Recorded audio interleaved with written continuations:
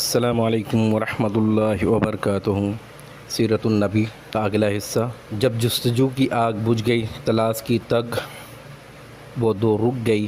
3 روز کے مسلسل اور بے نتیجہ دوڑ دھوپ کے بعد قریش کی جوش و جذبات سرد پڑ گئے تو رسول اللہ صلی اللہ علیہ وسلم اور حضرت ابو بکر رضی اللہ تعالیٰ عنہ نے مدینہ کے نکلنے کا عزم فرمایا۔ عبداللہ بن عریقت لیسی سے، جو صحرا اور بیابانی راستوں کا ماہر تھا، پہلے ہی اجرت پر مدینہ پہنچانے کا معاملہ طے ہو چکا تھا۔ یہ شخص ابھی قریشی کے دین پر تھا لیکن قابل اطمینان تھا، اس لیے سواریاں اس کے حوالے کر دی گئیں۔ طے ہوا کہ 3 راتیں گزر جانے کے بعد وہ دونوں سواریاں لے کر غار سور پہنچ جائے گا۔ چنانچہ جب دوشنبہ کی رات آئی، جو ربیع الاول 1 ہجری کی چاند رات تھی، مطابق 16 ستمبر 622 عیسوی، تو عبداللہ بن عریقت سواریاں لے کر آ گیا۔ اس موقع پر ابو بکر رضی اللہ تعالیٰ عنہ نے رسول اللہ صلی اللہ علیہ وسلم کی خدمت میں افضل ترین اونٹنی پیش کرتے ہوئے گزارش کی کہ آپ میری ان 2 سواریوں میں سے ایک قبول فرما لیں۔ رسول اللہ صلی اللہ علیہ وسلم نے فرمایا قیمتاً،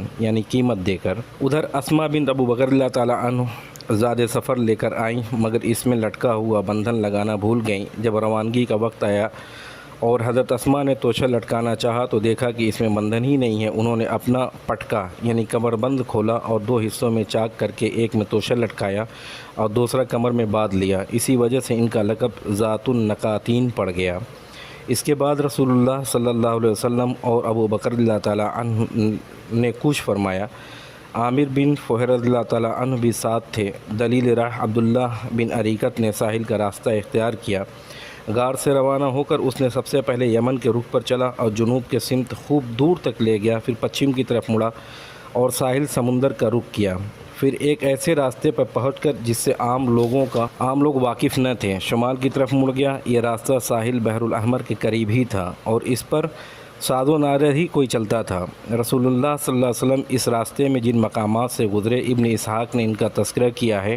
وہ کہتے ہیں کہ جب راہنما اپنے دونوں کو ساتھ لے کر نکلا تو زیری مکہ سے لے چلا، پھر ساحل کے ساتھ ساتھ چلتا ہوا زرین غسفان سے راستہ کاٹا، پھر زرین امج سے گزرتا ہوا آگے بڑھا، پھر قدید پار کرنے کے بعد پھر راستہ کاٹا، وہیں سے آگے بڑھتا ہوا خرار سے گزرا، پھر سنیت المرہ سے، پھر لقب سے، پھر بیابان لقب سے گزرا، پھر حجاج کے بیابان سے میں پہنچا، وہاں سے ہو کر مجاہ کے موڑ سے گزرا، پھر ذوالغزوین کے موڑ کے نصیب میں چلا، ذی کشر کی وادی میں داخل ہوا، پھر جدہ کا رخ کیا، پھر اجرت پہنچا اور اس کے بعد بیاباں طاہین کی اطراف کی وادی ذوسلم سے گزرا، وہاں سے ابابید اور اس کے بعد فاجہ کا رخ کیا، پھر ارج میں اترا، پھر رقوبہ کے داہنے ہاتھ یعنی سنیت العائر میں چلا، یہاں تک کہ وادی رعم میں اترا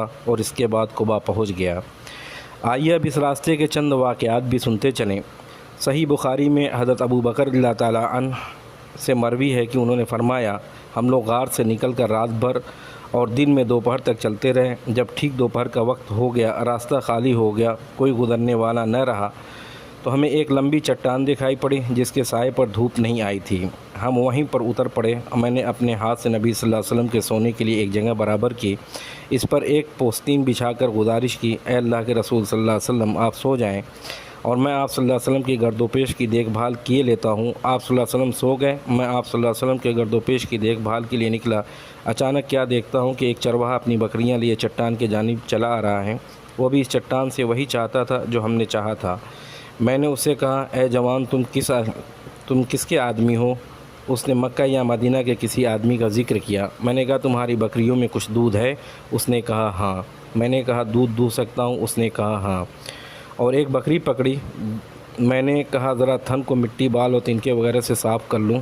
اس نے ایک کاب میں تھوڑا سا دودھ دھوا اور میرے پاس ایک چرمی لوٹا تھا جو میں نے رسول اللہ صلی اللہ علیہ وسلم کے پینے اور وضو کرنے کے لیے رکھا تھا۔ میں نبی صلی اللہ علیہ وسلم کے پاس آیا لیکن گوارا نہ ہوا کہ آپ کو بیدار کروں۔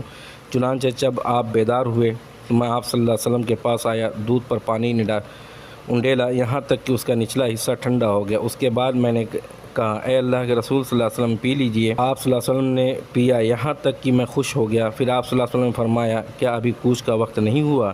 میں نے کہا کیوں نہیں۔ اس کے بعد ہم لوگ چل پڑے۔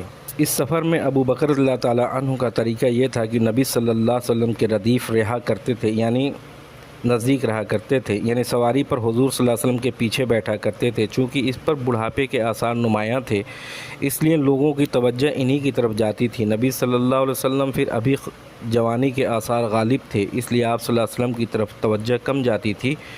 اس کا نتیجہ یہ تھا کہ کسی آدمی سے سابقہ پڑتا تو وہ ابو بکر اللہ تعالیٰ عنہ سے پوچھتا یہ آپ کے آگے کون سا آدمی ہے؟ حضرت ابو بکر اللہ تعالیٰ عنہ اس کا بڑا لطیف جواب دیتے، فرماتے یہ آدمی مجھے راستہ بتاتا ہے۔ اسے سمجھنے والا سمجھتا کہ وہ یہی راستہ مراد ہے، حالانکہ وہ خیر کا راستہ مراد لیتے تھے، یعنی ابو بکر اللہ تعالیٰ عنہ۔ اسی سفر میں آپ صلی اللہ علیہ وسلم کا غدر معبد خدائیہ کے خیمے سے ہوا۔ ایک نمایاں اور توانا خاتون تھی، ہاتھ میں گھٹنے والے خیمے کے صحن میں بیٹھی رہتی، آنے جانے والوں کو کھلاتی پلاتی رہتی۔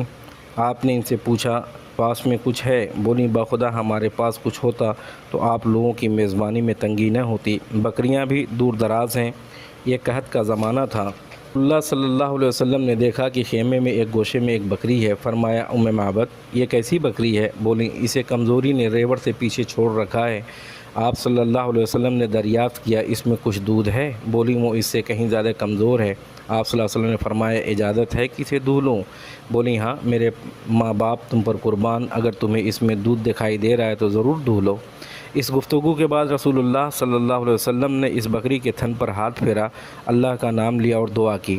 بکری نے پاؤں پھیلا دیے، تھن میں بھرپور دودھ اتر آیا۔ آپ صلی اللہ علیہ وسلم معبد کا ایک بڑا سا برتن لیا جو ایک جماعت کو آسودہ کر سکتا تھا، اس میں اتنا دھوا کہ جھاگ اوپر آ گیا۔ پھر معبد کو پلایا اور پی کر شکم شیر ہو گئیں تو اپنے ساتھیوں کو پلایا، وہ بھی شکم شیر ہو گئے تو خود پیا۔ پھر اس برتن میں دوبارہ اتنا دودھ دھوا کہ برتن بھر گیا اور اسے معبد کے پاس چھوڑ کر آگے چل پڑے۔ تھوڑی ہی دیر گزری تھی کہ ان کے شوہر ابو معبد اپنی کمزور بکریوں کو جو دبلے پن کی وجہ سے مریل چال چل رہی تھی ہانکتے ہوئے آ پہنچے۔ دیکھا تو حیرت میں پڑ گئے، پوچھا یہ تمہارے پاس کہاں سے آیا؟